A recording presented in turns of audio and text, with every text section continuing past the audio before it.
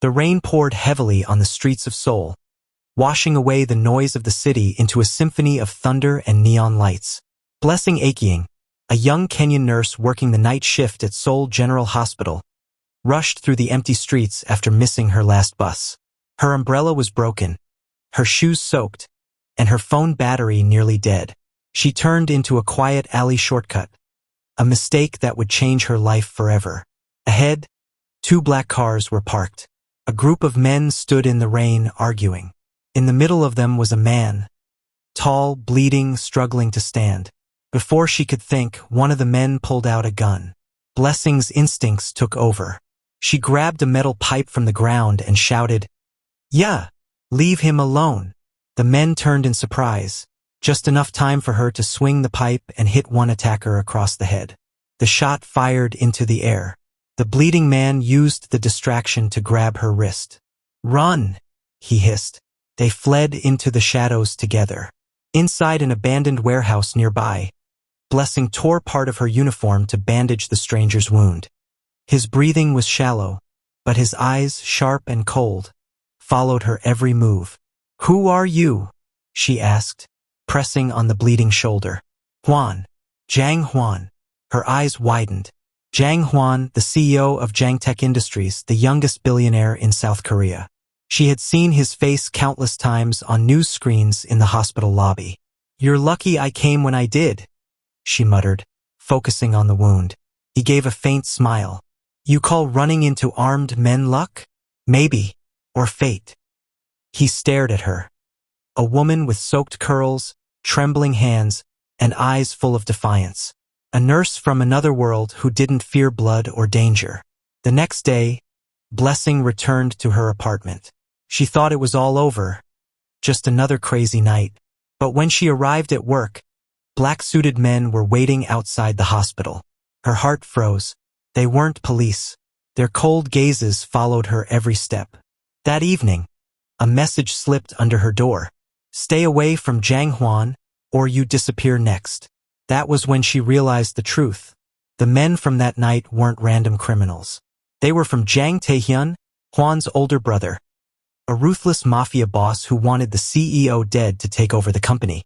And now, Blessing was the only witness standing in his way. Before dawn, a sleek car stopped in front of her apartment.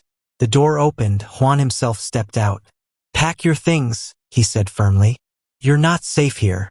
"I'm not your responsibility," Blessing argued. "You saved my life. That makes you mine to protect." His voice was deep, controlled, yet his eyes burned with something she couldn't name. Guilt, gratitude, maybe even fear.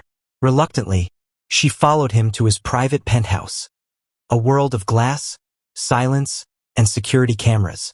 But being close to Huan wasn't safe either. The more time she spent around him, the more she saw the man behind the billionaire mask. A lonely soul scarred by betrayal, a heart buried under duty. And somewhere between danger and protection, their hearts began to whisper the same rhythm. Every day, Blessing patched his wounds and made him laugh again. Every night, Huan stood by the window, watching the city lights and thinking how a woman who came from nothing risked everything for him. "Why did you save me that night?" he asked once. She smiled faintly. "Because I couldn't walk away from someone in pain, not even a billionaire." He stepped closer, voice low. "Then don't walk away from me now." Their lips met, slow, trembling, inevitable. It was a kiss born of danger and defiance, a promise between two souls caught in chaos. But peace never lasts long in a world ruled by power. That same night, the building's security alarms blared. Taehyun's men had found them.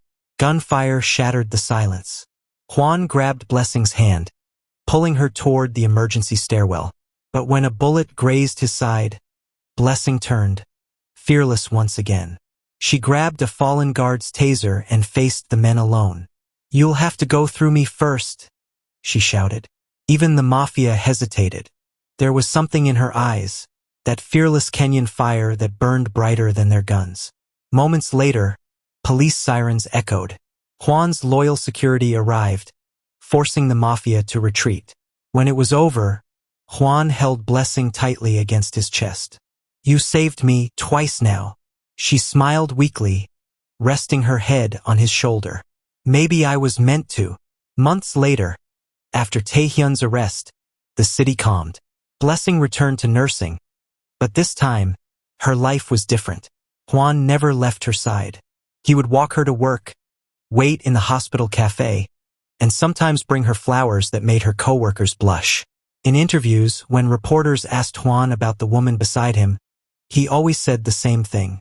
She didn't just save my life. She gave me a reason to live it.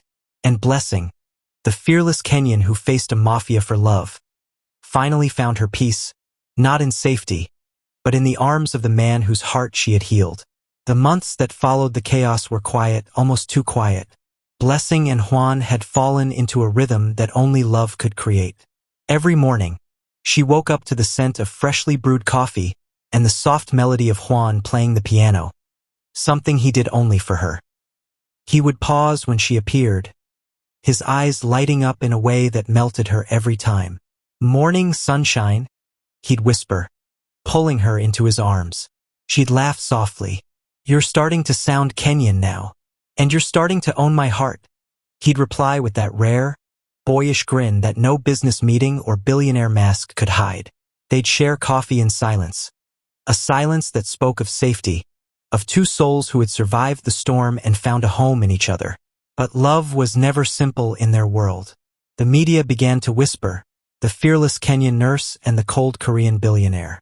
Photos of them walking hand in hand filled the tabloids. Social media exploded with both admiration and hate. She's not from here, one headline sneered. How could she understand our culture? When Blessing saw it, she stayed quiet, but Hwan noticed the pain in her eyes. That night, as rain poured again outside, he found her standing by the balcony, lost in thought. He wrapped his arms around her from behind, resting his chin on her shoulder. Do you regret saving me that night? He asked softly. She turned to face him. Never. I only regret not meeting you sooner. He smiled faintly, brushing a strand of wet hair from her face. Then let me make sure you never regret loving me. He kissed her, slow and tender, his hands tracing her jaw as if memorizing every line of her. The rain outside matched the rhythm of their hearts, and for a moment, the world disappeared.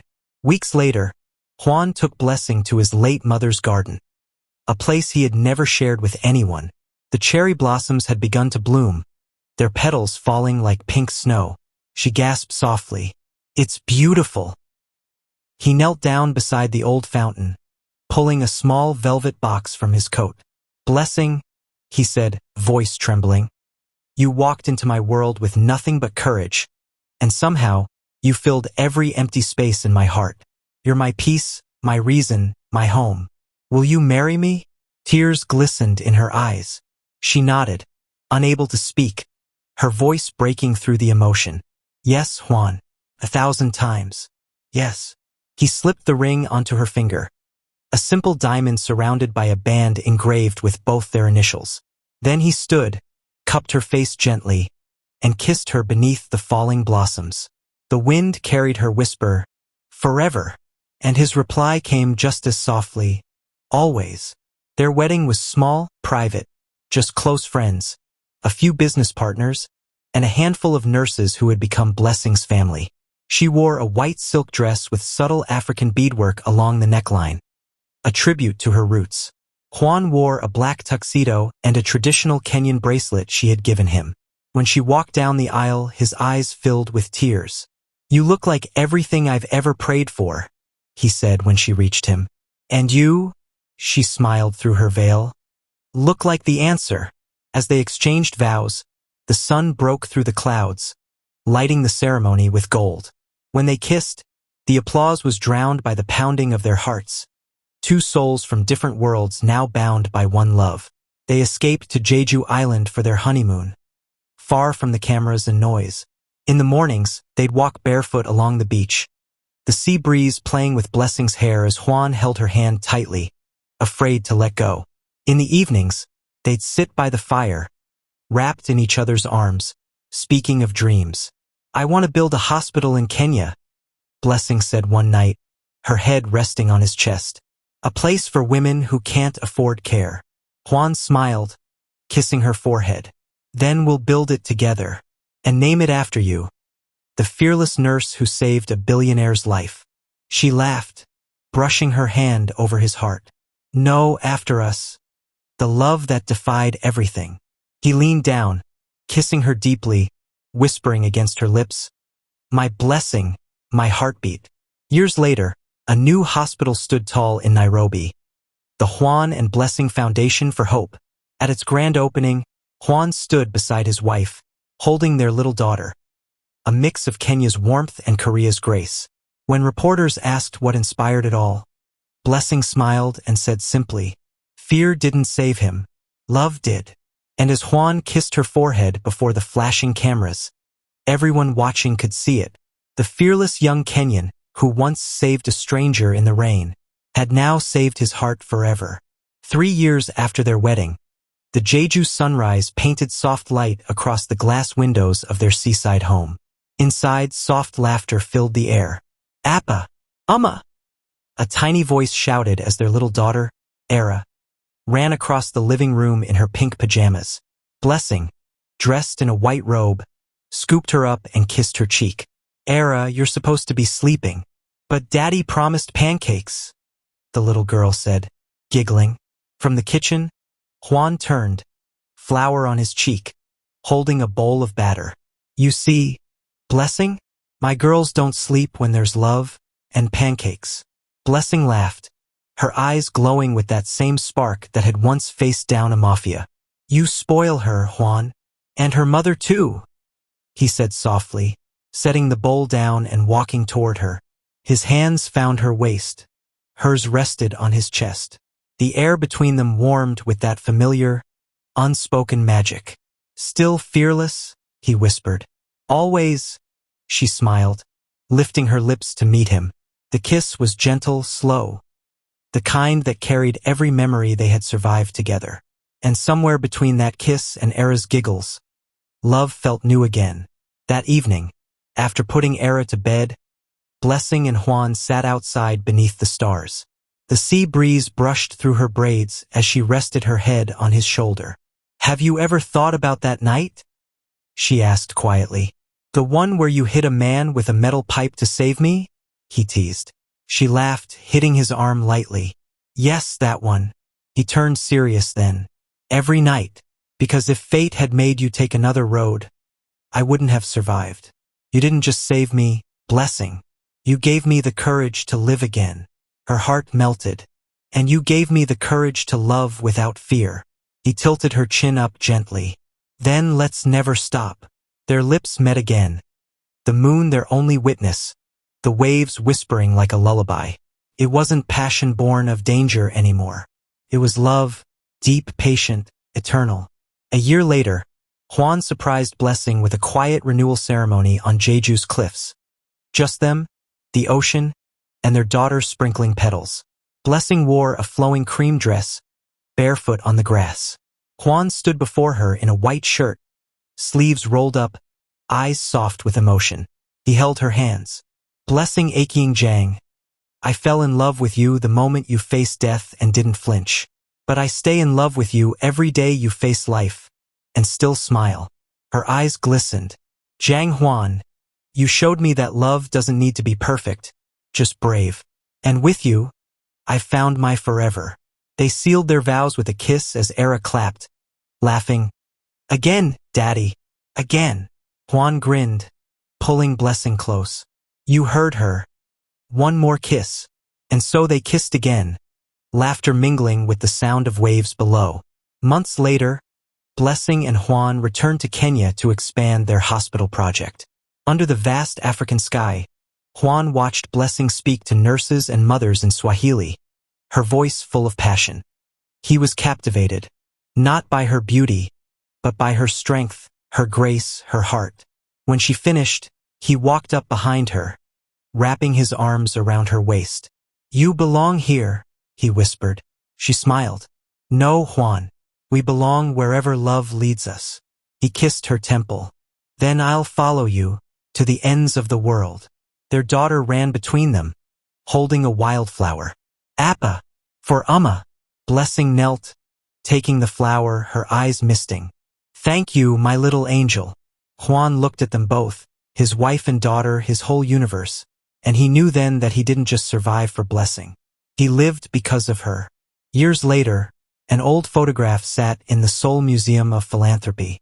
A smiling African woman and a Korean man standing before a hospital named House of Hope. Visitors often paused to read the plaque beneath it. She saved his life. He gave her the world. Together they built hope. And somewhere across the world, Blessing and Juan still walked hand in hand. No guards, no fear, only love. For theirs wasn't just a love story. It was a promise written by destiny, sealed by courage, and kept by two hearts that never stopped beating for each other. It was supposed to be just another ordinary morning in Seoul. Blessing had kissed Juan goodbye as he left for an early business meeting. Era waved from the balcony, giggling, Appa, bring chocolate. Juan smiled back, only if you promise to take care of Amma. But hours later, the world stopped. Blessing was at the hospital when the emergency alert came through. Massive highway accident. Multiple casualties. One identified as CEO Jang Hwan. Her heart froze. The world blurred. She dropped the clipboard in her hand and ran. Rain was falling again, just like the night they met. When she reached the ER, her trembling hands clutched his name tag on the patient list. Juan was alive, but unconscious. Tears spilled down her face as she rushed into the ICU, her heart shattering at the sight of him. Pale, bruised, machines beeping softly. Don't you dare leave me, she whispered, holding his hand. Not you and not again. Her tears fell on his skin. Somewhere deep inside, his fingers twitched, because even in darkness, love heard her. For 2 long weeks, Juan lay silent. Blessing never left his side. She spoke to him every night, her voice trembling but full of hope. Remember Jeju? She whispered once, brushing his hair back. You promised me forever. You said you'd follow me anywhere, even to the ends of the world. But you can't break that promise now, Juan. You can't. She placed her wedding ring in his hand. Find your way back to me. That night, as the rain poured outside, a single tear escaped from Juan's closed eyes. The monitors steadied. When morning came, his fingers moved again. Blessing gasped, gripping his hand. Juan! His eyes fluttered open, weak, unfocused. But the first thing he saw was her. Blessing! His voice cracked like a whisper from another life. You never left. She laughed through her tears. I never will. And as the first light of dawn touched the room, she leaned down and kissed him softly, love pulling him back from the edge. Weeks later, the mansion was quiet again. Juan recovered slowly, his body scarred, but his heart alive. Blessing refused to let him hide behind pain. Every morning, she helped him walk again, holding him when his legs trembled, kissing his forehead when he grew frustrated. One afternoon, as he sat by the window, she came behind him, wrapping her arms around his shoulders. You once told me I gave you a reason to live, she whispered. Now it's your turn to keep me believing. He turned, eyes glistening. You're my strength, Blessing. Even when I'm broken, you make me whole. Her lips brushed his. Then let's heal together. The kiss deepened, slow, tender, full of gratitude and devotion. No longer desperate, no longer born of danger. It was love rebuilt, brick by brick, heartbeat by heartbeat. Months passed, and spring returned to Seoul. Cherry blossoms danced across the streets, just like the day he had proposed. One evening, Blessing guided Juan through the garden, their daughter running ahead, laughing. Appa, look, flowers again, Era exclaimed, twirling under the falling petals. Juan smiled, his arm around Blessing's waist. Do you remember? This is where you said yes. How could I forget? She whispered. You made me believe in forever. He turned to her then, his eyes soft with love. Then let's make a new promise. He knelt, taking her hand once more. No matter what storms come, I'll always find my way back to you. You're not just my blessing. You're my home. Her eyes filled with tears as she bent down to kiss him, deeply, lovingly, like the world had stopped just for them. Era threw petals into the air, laughing. Appa and Amma. And they laughed too because love in its purest form was still alive. Years later, Juan and Blessing stood again before the hospital in Kenya, the one they had built together. A plaque had been added beside the entrance, dedicated to those who fought for life and love. Jiang Juan and Blessing aching. Blessing turned to him, smiling softly. "We did it." He brushed a kiss over her forehead. "No, you did it. I just followed your heart." Their daughter ran toward them, clutching a flower. "Appa, Amma, for you." Blessing took it, tears shining in her eyes. "Thank you, Era, for reminding us what forever means." And as the sun set behind them, painting the sky in gold, Juan wrapped his arms around his wife, his fearless nurse, his destiny. The wind carried her soft whisper, the same words she said years ago. Maybe it was fate. And Juan's quiet reply, "No, my love, it was you." It was a quiet evening in Jeju when the letter arrived, stamped with the United Nations emblem. Blessing unfolded it with trembling hands, her heart racing as she read the words. "You have been selected as the Global Director for the International Health Outreach Program, a one-year position overseeing humanitarian hospitals across Africa and Asia." Her breath caught. It was the opportunity she had dreamed of, to heal the world beyond borders. But it also meant leaving Juan and Era for a whole year. When Juan walked in that evening, she was sitting by the window, the letter pressed against her chest, tears glistening in her eyes. He frowned softly. "Blessing? What's wrong?" She turned toward him, her voice trembling. "It's not bad news, Juan. It's just, I've been offered something incredible, but it means I'd have to go. For a year." For a moment, silence hung between them. The clock ticked softly. The sea whispered against the glass. Then Juan walked forward and knelt before her. "You've spent years healing me. Now it's your turn to heal the world." She shook her head, tears spilling freely. "But what about you? What about Era?" He smiled gently, cupping her cheek. "We'll wait, because love isn't about holding on. It's about believing someone will come back." She threw her arms around him, sobbing against his chest. "You always know what to say." He kissed her hair, whispering, "Because I know what it feels like to almost lose you. I'll never stop supporting your light, even if it shines oceans away." That night, they made love as though time were a thief, slow, tender, full of whispers and tears. Every kiss was a promise, every breath a vow. Blessing's days became a blur of airports, clinics, and sunrises in strange lands. Yet every night, she carried Juan's voice in her heart. He called her every evening, sometimes from his office, sometimes from Era's room, where their daughter would sleep holding Blessing's photo. "Amma," Era would mumble sleepily through the screen. "Appa says the moon follows you. So when I miss you, I look at it." Blessing smiled through her tears. "Then keep looking, baby, because I'm looking too."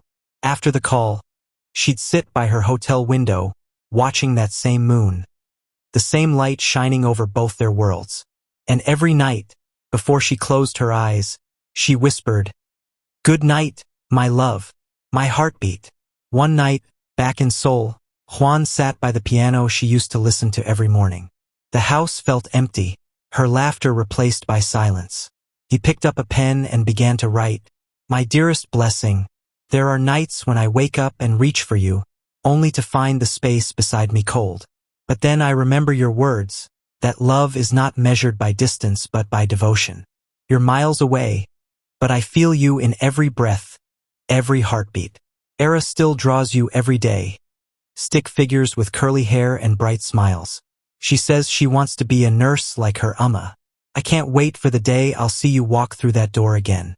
Until then, I'll keep watching the moon because that's where you live now, in the light that never leaves. Yours, forever, Juan." He never sent it. Instead, he kept the letter in her drawer, beside her perfume. A secret love note for the day she would return. 1 year later, the airport was crowded, flashing cameras and chaos everywhere. But Juan saw only one face. Blessing stepped out of the arrival gate, her eyes scanning the crowd until they landed on him. She dropped her bag and ran. He caught her in his arms, spinning her as tears fell freely. "You're home," he whispered against her neck. "I told you I'd come back," she said, breathless. He pulled back to look at her, her skin glowing, her eyes alive. "You look stronger," he said softly. "And you?" she smiled, brushing his jaw. "Look like a man who missed me too much." He kissed her then, deeply, fiercely, as if reclaiming every lost moment. The world around them faded into silence. When they finally pulled away, Era came running, shouting, "Amma!" Blessing knelt, catching her in tears and laughter. "My baby, you grew so much." Juan knelt beside them, wrapping both in his arms. "Welcome home, my love." That evening, Juan took her to the rooftop of their home. Hundreds of lanterns floated across the sky, glowing softly against the Seoul skyline. "What is this?" she whispered. He smiled. "Every month you were away, Era and I lit one for you. Tonight, we send them all to thank the sky for bringing you back." Blessing's heart melted. She turned to him, tears glimmering. "How did I get so lucky?"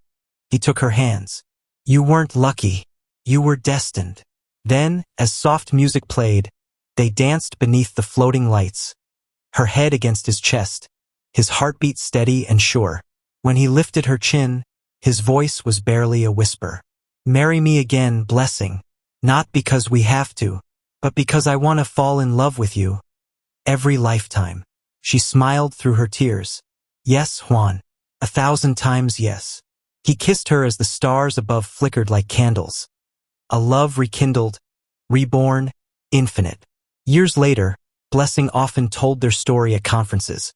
The fearless nurse who once saved a stranger, only to discover her soulmate in the process. When someone asked how they kept their love alive through separation, she'd smile and say, "Love isn't about being together every day. It's about never leaving each other's hearts." And every night, when Juan held her close beneath the same moon that once separated them, he'd whisper the same words he wrote years ago. "You're my light, Blessing. Even oceans can't dim you." And she'd answer softly, her lips against his, "Then let's keep shining, together." 2 years after Blessing's homecoming, their lives had become the talk of both nations. The Kenyan nurse who saved a billionaire had become a global humanitarian icon. The Korean CEO who defied tradition for love had become a symbol of devotion. But behind the glamour, fame came with a cost. Everywhere they went, cameras followed. Journalists questioned her accent, her hair, her motherhood. Some called her inspiring. Others called her unworthy. One morning, as Blessing scrolled through another harsh headline, "Korea's CEO married a foreigner. Love or publicity?" Her smile faded.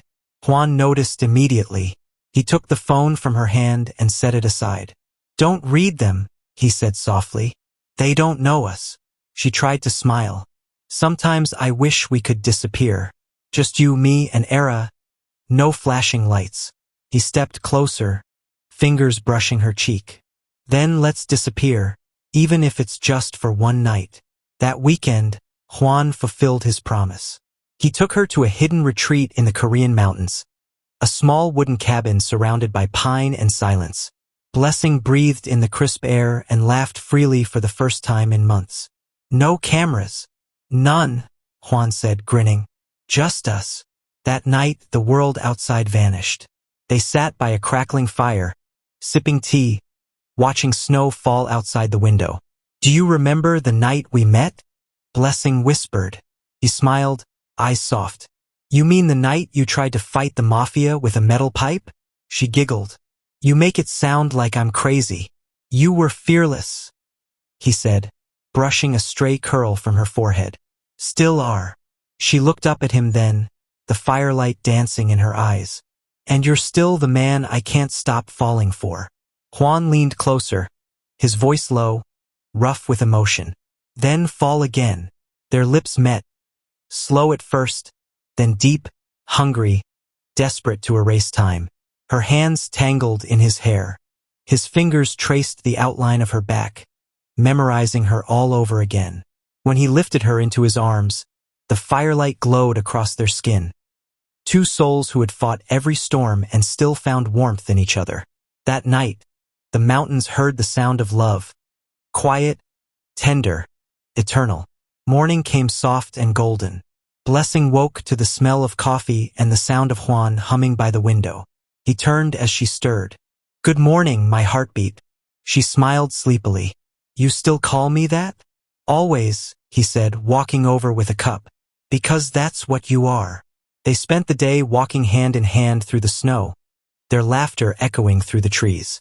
At one point she slipped, and he caught her just in time. Their eyes met, and without words, they kissed, snowflakes melting between them. Later that night, as they sat wrapped in a single blanket, Juan whispered, "Do you ever think about what forever really means?" Blessing looked up. "It's not about time. It's about choosing each other. Every day, even when it's hard." He nodded, pressing his forehead to hers. "Then I choose you, today, tomorrow, always." Her whisper came like a prayer. "And I choose you, Juan, in every life." When they returned to Seoul, the noise of fame couldn't touch them anymore. They had learned something that no scandal or gossip could steal. Peace lived in their love. Blessing began teaching at the hospital, mentoring young nurses. Juan spent less time in boardrooms and more time cooking dinner with Era and reading bedtime stories. One night, as the three of them lay tangled on the couch, Blessing looked at Juan, her voice soft. This is home." He smiled. "Not the house, not the city. Just us." She nodded, eyes glistening. "Just us." Years later, when the world spoke of great love stories, theirs was always among them. Thank you for watching. If you enjoyed the story, please leave a comment. Also share and subscribe to my channel and click on the notification icon so that you will get notified whenever a new story is uploaded.